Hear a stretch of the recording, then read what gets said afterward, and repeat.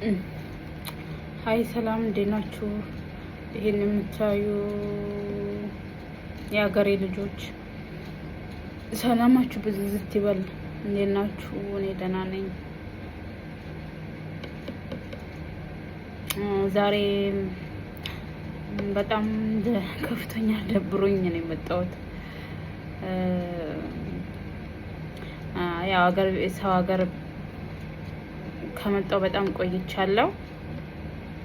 ሀገሬ ገብቼ በራሴ የሆነ እንቀሳቀሳለሁ በሶሻል ሚዲያ ምናምን ብዬ ነው፣ ግን አልተሳካልኝም። የሚያየኝም የለ። ደግሞ ዩቲዩብም እንዳለ ሰብስክራይብ አነሳብኝ። በጣም ደብሮኝ ነው ራሴ ሪከርድ እያደረግኩ ያለሁት እና በጣም እንትን ይላል። ያው ብዙም ንግግር ላይ አክቲቭ አይደለሁም። ያው አንዳንድ ቭሎጎችን ምናምን እሰራለሁ ብዬ አስባለሁ እና ደግሞ ምግብ ምናምን እሰራለሁ ብዬ አስቤ ነበረ። እንዳለ ዩቲዩብ እንትን ይሄ አዲስ ህግ የመጣው ነው ምናምን ይላሉ። አይዶን ነው እንዳለ ሰብስክራይብ አነሳብ። ይሄን የምታዩ ኢትዮጵያኖች ፕሊዝ ሰብስክራይብ አድርጉኝ እና ሰብስክራይብ አድርጉኝ። ያው ወደፊት ለመስራት እቅድ አለኝ። እስካሁን ራሱ መቆየቴ ይቆጨኛል። ምክንያቱም እዚህ ስንት አመት ስቀመጥ ኢንተርኔት አክሰሱ አለኝ፣ ሁሉ ነገር አለኝ። ግን እንዲህ ሰው ምን ይለኛል፣ ራስ ሪከርድ ማድረግ ኢቨን ራስ ፎቶ ራሱ አላነሳም ነበረ። አሁን ነው በቃ አይደለ እድሜ እየጨመረ ሲሄድ ኮንፊደንሱም እንደዛው ይሄዳል። በፊት ሰው ምን ይለኛል ለሰው ነው በቃ የምንኖረው። አንዳንዶቻችን ያው ከቤተሰብም እንትን አለ አይደለ ተይዘን ያደግን ላይክ እንደ ሴት ልጅ እንደማታስፈልግ ነገር ተብለን ስላደግን በህብረተሰባችንም በቃ ያ ነው የያዘኝ።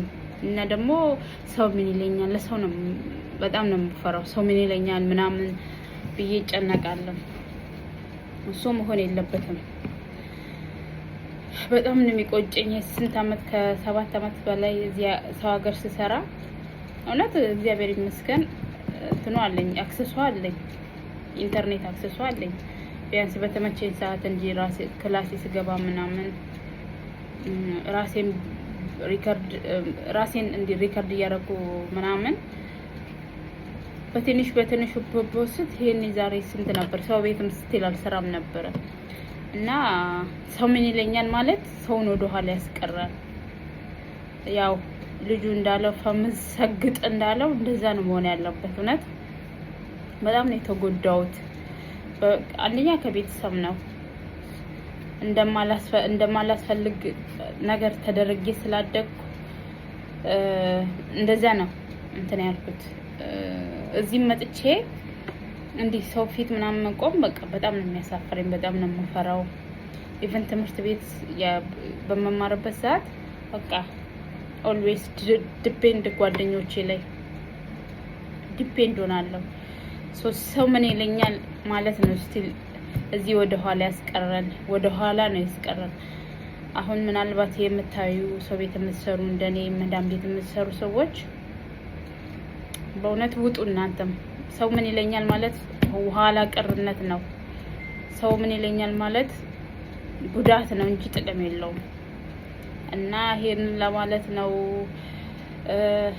ሰው ማለት የሚያየኝ ሰው እንዲ ሰብስክራይብ ላይክ ምናምን ካገኘው እንዲ ከወጣው ሶሻል ሚዲያ ላይ እንዲ ስፔሻሊ ዩቲዩብ ላይ ከወጣው ሀገሬ ገብቼ ራሴን ነገር ብሎግም ሰራለሁ። ምግብ መስራት በጣም ስለምወድ ምግብ መስራት ስለሚያዝናናኝ እሱ ምናምን እሰራለሁ። ፕሊስ ምናልባት ይሄን የምታዩ ሰዎች ሰብስክራይብ ላይክ ምናምን እያደረጋችሁኝ ይውጡ። ቢያንስ ሙሉን ባጨርሱትም ላይክ እያደረጋችሁ ይውጡ። እና አመሰግናለሁ። ሰው ምን ይለኛል ብላችሁ ወደ ኋላ አትቅሩ። ሰግጥ ፈምስ እንዳሉ ሰግጡ ፈምሱ። መፈመስ ነው። አመሰግናለሁ።